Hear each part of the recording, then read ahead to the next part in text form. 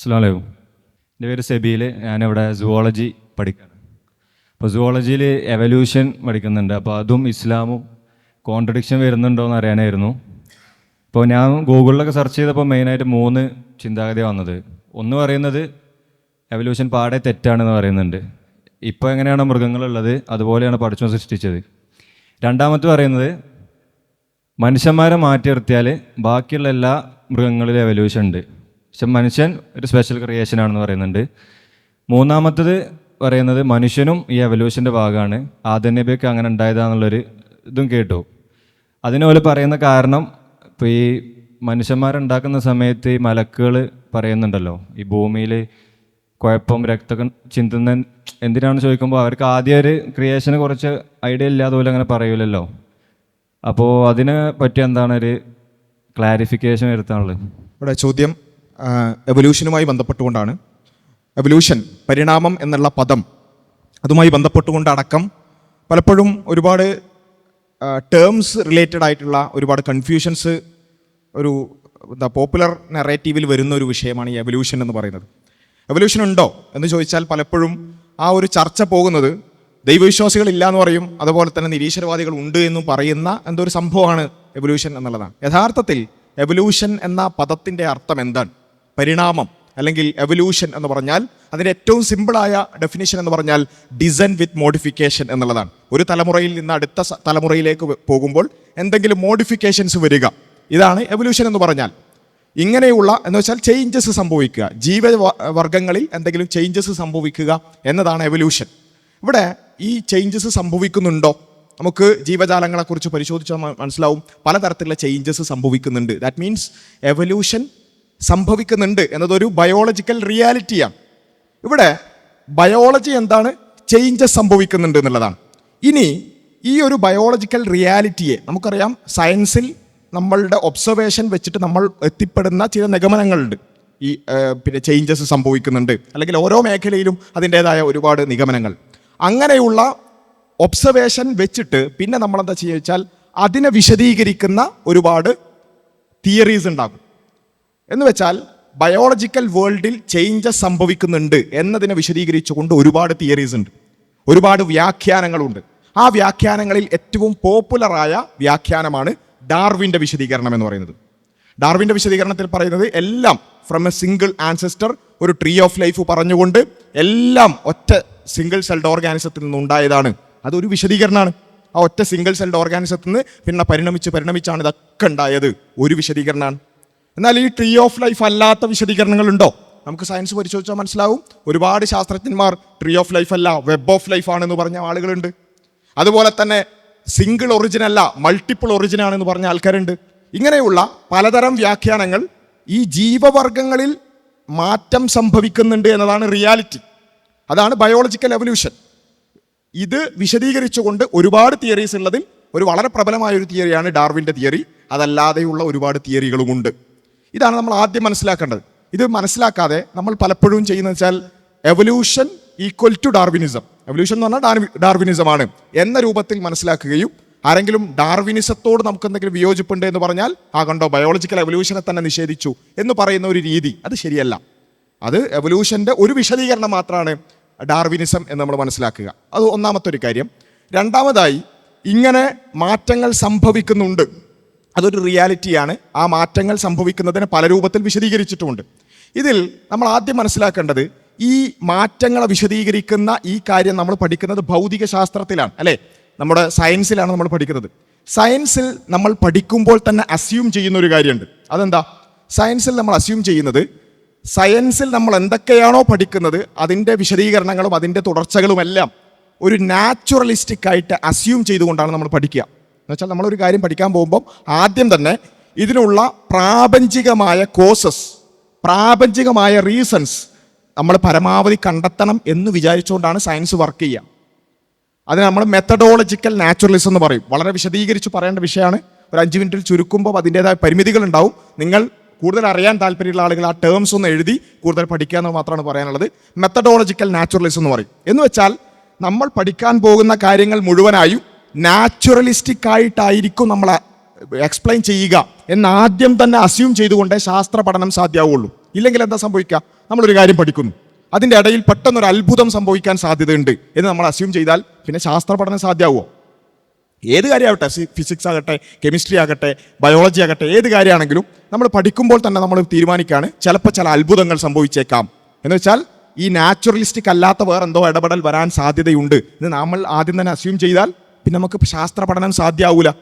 അതുകൊണ്ട് ശാസ്ത്രം മെത്തഡോളജിക്കലി അത് സംഭവിക്കണം എന്നുണ്ടെങ്കിൽ, പ്രാക്ടിക്കൽ ആവണം എന്നുണ്ടെങ്കിൽ നമ്മൾ ആദ്യം തന്നെ എന്ത് അസ്യൂം ചെയ്യണം? മെത്തഡോളജിക്കൽ നാച്ചുറലിസം അസ്യൂം ചെയ്യണം. മെത്തഡോളജിക്കൽ നാച്ചുറലിസം അസ്യൂം ചെയ്താൽ പിന്നെ അവിടെ എന്ത് ചെയ്യില്ല, ഒരു എക്സ്ട്രാ പിന്നെ ഈ പറഞ്ഞ ഫിസിക്കലായിട്ടുള്ള അല്ലെങ്കിൽ മെറ്റാഫിസിക്കലായിട്ടുള്ള ഒരു എക്സ്പ്ലനേഷൻ അതിനകത്ത് വരില്ല. അതുകൊണ്ട് തന്നെ എവല്യൂഷൻ നമ്മൾ പഠിക്കുമ്പോൾ ദൈവം സൃഷ്ടിച്ചു, ആദം നബി അലൈഹി ഇസ്ലാമിനെ ദൈവം സൃഷ്ടിച്ചു എന്ന് സയൻസിൽ നമ്മൾ പഠിക്കില്ല. കാരണം സയൻസ് ദൈവത്തെക്കുറിച്ചോ ദൈവമില്ലായ്മയെക്കുറിച്ചോ സംസാരിക്കാനുള്ള ഒരു ഇടമല്ല. സയൻസിൽ ദൈവം ഉണ്ടെന്നും പറയില്ല, ഇല്ല എന്നും പറയില്ല. സയൻസ് എന്തേ പറയുള്ളൂ? പ്രാപഞ്ചികമായി എങ്ങനെയൊക്കെ നമുക്ക് വിശദീകരിക്കാം എന്ന് മാത്രമേ ശാസ്ത്രം പറയുള്ളൂ. അതുകൊണ്ട് ബയോളജിക്കൽ എവല്യൂഷനിൽ എങ്ങനെ പരമാവധി പ്രാപഞ്ചികമായി തന്നെ മനുഷ്യൻ്റെയും അല്ലെങ്കിൽ മറ്റ് ജീവജാലങ്ങളുടെയും എല്ലാം ഒറിജിൻ എങ്ങനെ വിശദീകരിക്കാൻ സാധിക്കും എന്നുള്ളതാണ് നമ്മൾ ബയോളജിയിൽ നമ്മൾ എക്സ്പ്ലെയിൻ ചെയ്യാൻ ശ്രമിക്കുക. ഇവിടെ വിഷയം വരുന്നത് വെച്ചാൽ ഈ പറഞ്ഞ ആദം നബി അലൈഹിസ്സലാമിനെ പ്രത്യേകം സൃഷ്ടിച്ചു. ഈ പ്രത്യേകം സൃഷ്ടിച്ചു എന്നത് ഒരു ഇസ്ലാമിൻ്റെ അടിസ്ഥാന വിശ്വാസമാണ്. പരിശുദ്ധമായ ഹദീസുകളിൽ, ഖുർആൻ ആയത്തുകളിൽ കൃത്യമായി തന്നെ ഒന്നാമത്തെ മനുഷ്യനായിക്കൊണ്ട്, നമ്മളെപ്പോലെയുള്ള മനുഷ്യനായിക്കൊണ്ട് ആദം നബി അലൈഹി ഇസ്ലാമിനെ കൃത്യമായി പറഞ്ഞിട്ടുണ്ട്. അപ്പം ആദം നബി അലൈഹി ഇസ്ലാമിനെ പ്രത്യേകം സൃഷ്ടിച്ചു എന്നത് യാതൊരു തരത്തിലുള്ള അഭിപ്രായ വ്യത്യാസവും ഇല്ലാതെ നമുക്ക് ഖുർആനിലൂടെയും ഹദീസിലൂടെയും മനസ്സിലാവുന്ന ഒരു കാര്യമാണ്. അതിനപ്പുറത്തേക്കുള്ള ബാക്കി ജീവജാലങ്ങൾ ഒന്ന് മറ്റൊന്നിൽ നിന്നുണ്ടായോ ഇല്ലേ, അതൊക്കെ ശാസ്ത്രീയമായി നമുക്ക് പഠിക്കാം, ഏത് രൂപത്തിൽ നമുക്ക് മനസ്സിലാവാം. പക്ഷേ ആദം നബി അലൈഹി ഇസ്ലാം അല്ലെങ്കിൽ മനുഷ്യനെ പ്രത്യേകമായി സൃഷ്ടിച്ചതാണ് എന്ന് വളരെ കൃത്യമായി ഇസ്ലാമിക പ്രമാണങ്ങളിലൂടെ നമുക്ക് മനസ്സിലാക്കാൻ സാധിക്കും. ഇവിടെ നമ്മളുടെ ചിന്ത പോകേണ്ടത് പ്രാപഞ്ചികമായി വിശദീകരിക്കുമ്പോൾ പടച്ചോന്റെ സൃഷ്ടിപ്പ് എന്ന് പറഞ്ഞുകൊണ്ട് സയൻസ് പറയൂല. പക്ഷേ പടച്ചവന് പ്രാപഞ്ചികമായ പൊതുവെയുള്ള വ്യവസ്ഥകൾക്കപ്പുറത്തായിക്കൊണ്ട് ഇടപെടാൻ കഴിയുമോ ഇല്ലേ, ഇതാണ് നമ്മൾ ചിന്തിക്കേണ്ടത്. പടച്ചവന് പ്രാപഞ്ചിക വ്യവസ്ഥ എന്നാൽ ഇങ്ങനെ ഈ പറഞ്ഞ പിന്നെ ഒരു സൃഷ്ടിയിൽ നിന്ന് മറ്റു സൃഷ്ടി ഉണ്ടാവുകയോ അല്ലെങ്കിൽ പല പല സൃഷ്ടികളിൽ നിന്ന് പലതായി വരികയോ ഇങ്ങനെയുള്ള പല തരം വ്യാഖ്യാനങ്ങൾ ഉണ്ടാകാം. അതിൽ ഒരു സൃഷ്ടിയെ മാത്രം പടച്ചവന് പ്രത്യേകം സൃഷ്ടിക്കാൻ പറ്റുമോ ഇല്ലേ? അവിടെയാണ് ഇസ്ലാം പറയുന്നത് വഹു അലാ കുല്ലി ഷൈഇൻ ഖദീർ, അള്ളാഹു എല്ലാത്തിനും കഴിവുള്ളവനാണ്. ഈ കാര്യകാരണ ബന്ധങ്ങൾക്കപ്പുറത്ത് അല്ലെങ്കിൽ പ്രാപഞ്ചിക വ്യവസ്ഥകൾക്കപ്പുറത്ത് ഇടപെടാൻ കഴിവുള്ളവനാണ് പടച്ചവൻ. എല്ലാത്തിനും കഴിവുള്ളവനാണ് പടച്ചവൻ. ആ പടച്ചവന് ഒരു സൃഷ്ടിയെ പ്രത്യേകം സൃഷ്ടിക്കാൻ സാധിക്കും. ഇനി നമ്മൾക്ക് എന്ത് ചെയ്യാം? മനുഷ്യനെയും മറ്റ് സൃഷ്ടിജാലങ്ങളെയും കമ്പയർ ചെയ്തുകൊണ്ട് ഇത് ശരിയോ തെറ്റോ നമുക്ക് ലോജിക്കലി ആലോചിക്കാം. ഒരുപാട് സൃഷ്ടികളുണ്ട്, പക്ഷേ മനുഷ്യൻ്റെ സൃഷ്ടിപ്പിനെ കുറിച്ച് നമ്മൾ പരിശോധിക്കുമ്പോൾ അല്ലെങ്കിൽ മനുഷ്യൻ്റെ നേച്ചറിനെ കുറിച്ച് നമ്മൾ പരിശോധിക്കുമ്പോൾ നമുക്ക് കാണുകയാണ് മനുഷ്യന് മാത്രമാണ് വിവേക ബുദ്ധിയുള്ളത്. മനുഷ്യന് മാത്രമാണ് ഈ പറഞ്ഞ രൂപത്തിലുള്ള സംസ്കാരങ്ങൾ കെട്ടിപ്പടുക്കുക. ഇപ്പം നമ്മൾ ഒരു കോളേജിലാണ് നിൽക്കുന്നത്, കോളേജുകൾ, അതുപോലെ തന്നെ വിദ്യാഭ്യാസ സ്ഥാപനങ്ങൾ, ഇതൊന്നും ഇവിടെയുള്ള കാക്കക്കും പൂച്ചക്കും പട്ടിക്കും ഒന്നിനുമില്ല. മനുഷ്യന് മാത്രമായിട്ടാണ് ഇത് കാണുന്നത്. മാത്രമല്ല അതിനൊരു ഗ്രാജ്വൽ എവല്യൂഷൻ പോലും കാണുന്നില്ല. അങ്ങനെ ഉണ്ടെങ്കിൽ അമീബക്ക് ചെറിയൊരു സ്കൂള് അല്ലേ, പിന്നെ പട്ടിക്കും പൂച്ചക്കും അതിനേക്കാൾ വലിയ കുറച്ചൊരു സ്കൂള്, പിന്നെ ആനക്കൊക്കെ കുറച്ചും കൂടി വലിയൊരു സ്കൂള്, മനുഷ്യനാകുമ്പോൾ കുറച്ചൊരു കോളേജ്. അങ്ങനെയാണെങ്കിൽ ഒരു ഗ്രാജ്വൽ എവല്യൂഷൻ പറയായിരുന്നു. പക്ഷേ മറ്റ് ജീവജാലങ്ങൾക്കൊന്നുമില്ല, പെട്ടെന്ന് മനുഷ്യന് മാത്രം ഒരു ജമ്പ്. ഇതെന്തുകൊണ്ട്? ഇതേപോലെ തന്നെ വളരെ വിശദീകരിച്ച് പഠിക്കാൻ പറ്റുന്നൊരു ഭാഷ, കോംപ്ലക്സ് ലാംഗ്വേജ് മനുഷ്യന് മാത്രമേ പറ്റുന്നുള്ളൂ. മനുഷ്യന് മാത്രമാണ് കോംപ്ലക്സ് ലാംഗ്വേജ് ഉള്ളത്. മറ്റ് ജീവികൾക്കൊന്നും അത്തരത്തിലുള്ള ലാംഗ്വേജുകളില്ല. ഏതാനും ചില ശബ്ദങ്ങൾ ഉണ്ടാക്കുക, അത് തിരിച്ചറിയുക എന്നുള്ളതിനപ്പുറത്ത് കോംപ്ലക്സ് ലാംഗ്വേജ് മറ്റൊരു തരത്തിലുള്ള സൃഷ്ടിക്കുമില്ല. ഗ്രാജ്വൽ എവല്യൂഷൻ ആണെങ്കിൽ എന്താ വേണ്ടത്? ചെറിയ ജീവിക്ക് ചെറിയ ഭാഷ, കുറച്ചും കൂടി കഴിയുമ്പോൾ കുറച്ചും കൂടി നല്ല ഭാഷ അല്ലേ. നമ്മുടെ തൊട്ട് മുന്നിലുള്ള ജീവജാലങ്ങൾക്ക് വലിയ കുഴപ്പമില്ലാത്ത എന്നാൽ നമ്മളുടെ അത്ര കോംപ്ലക്സ് അല്ലാത്തൊരു ഭാഷ, അങ്ങനെയൊക്കെ വേണ്ടിയിരുന്നു. അങ്ങനെ ഉണ്ടോ? ഇല്ല. എല്ലാവർക്കും സിമ്പിൾ ലാംഗ്വേജ് അല്ലെങ്കിൽ സിമ്പിൾ കമ്മ്യൂണിക്കേഷൻ മാത്രം. മനുഷ്യന് മാത്രം പെട്ടെന്നൊരു ജമ്പ്, കോംപ്ലക്സ് ലാംഗ്വേജ്. ഇതെന്തുകൊണ്ട്? ഇവിടെയൊക്കെ ഇതിലൂടെ ഒരുപാടുണ്ട്. ഞാൻ എല്ലാം വിശദീകരിക്കാൻ സമയം കുറേ ആവുന്നുള്ളതുകൊണ്ടാണ്. മനുഷ്യന് മാത്രമായി എന്തൊക്കെയോ ഉണ്ട്. ഒന്നുമില്ലെങ്കിൽ നമ്മളെല്ലാവരും ഈ ഹ്യൂമാനിറ്റി, മനുഷ്യത്വം എന്നൊക്കെ പറയുന്നില്ലേ, അതിനെന്താ കാര്യമുള്ളത്? എല്ലാ ജീവജാലങ്ങളും ഒരേപോലെയാണ് അല്ലെങ്കിൽ ഒന്നിൽ നിന്നുണ്ടായതാണ്. മനുഷ്യന് മാത്രം ഒരു പ്രത്യേകതയില്ലേ? പിന്നെ ഈ ഹ്യൂമാനിറ്റി, മനുഷ്യത്വം എന്നൊക്കെ പറയുന്നതിൽ എന്താ അർത്ഥമുള്ളത്? ഇത് പറയുന്ന ആളുകൾക്ക് പോലും അറിയുന്നത് മനുഷ്യനൊരു പ്രത്യേകതയുണ്ട് എന്ന് എല്ലാവരുടെയും അവരുടെ ശുദ്ധപ്രകൃതിയിൽ എല്ലാവർക്കും അറിയുന്നൊരു കാര്യമാണ്. അത് നമുക്ക് യുക്തി ഉപയോഗിച്ച് ചിന്തിച്ചാലും ആ വ്യത്യാസം നമുക്ക് മനസ്സിലാകുന്നതാണ്. അതുകൊണ്ടാണ് നമ്മൾ പറയുന്നത് മറ്റ് ജീവജാലങ്ങളിൽ നിന്നും വ്യത്യസ്തരാണ് മനുഷ്യർ.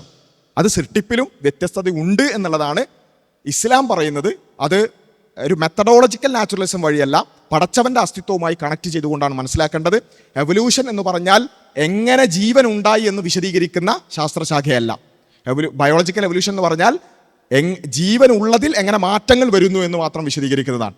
ഒരിക്കലും ചില ആൾക്കാരൊക്കെ വിചാരിക്കുന്നത് വെച്ചാൽ ജീവൻ എങ്ങനെ ഉണ്ടായി എന്ന് ബയോളജിക്കൽ എവല്യൂഷൻ പറഞ്ഞു. ഇല്ല, പറയൂല.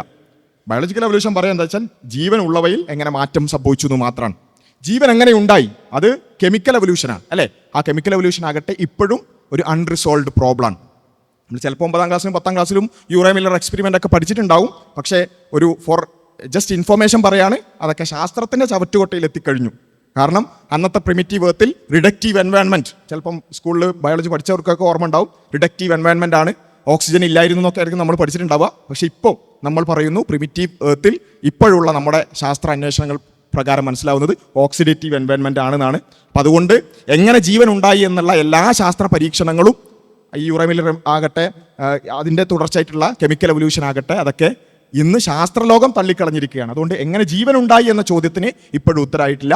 ജീവനുള്ളവയിൽ മാറ്റങ്ങൾ വരുന്നത് എങ്ങനെ എന്നതുമായി ബന്ധപ്പെട്ടുകൊണ്ടാണ് ഒരുപാട് തിയറീസ് ബയോളജിക്കൽ എവല്യൂഷൻ ഭാഗത്തുള്ളത്. അതൊക്കെ നമുക്ക് പഠിക്കാവുന്നതാണ്. പക്ഷെ മനുഷ്യനെ സംബന്ധിച്ചിടത്തോളം അവന് പ്രത്യേകതയുണ്ട് എന്നുള്ളത് നമ്മുടെ ഒബ്സർവേഷനിലൂടെ നമുക്ക് മനസ്സിലാവുന്ന ഒരു കാര്യമാണ്. അവിടെ ദൈവത്തെ നമുക്ക് മറ്റു വഴികളിലൂടെ നമുക്ക് ബോധ്യപ്പെടുകയാണെന്നുണ്ടെങ്കിൽ ആ ദൈവത്തിന് വഹു അലാ കുല്ലി ഷൈഇൻ ഖദീർ, മനുഷ്യനെ പ്രത്യേകമായി സൃഷ്ടിക്കൽ പോസിബിളാണ് എന്നുള്ളതാണ് അതിൽ ചുരുക്കി പറയാനുള്ളത്.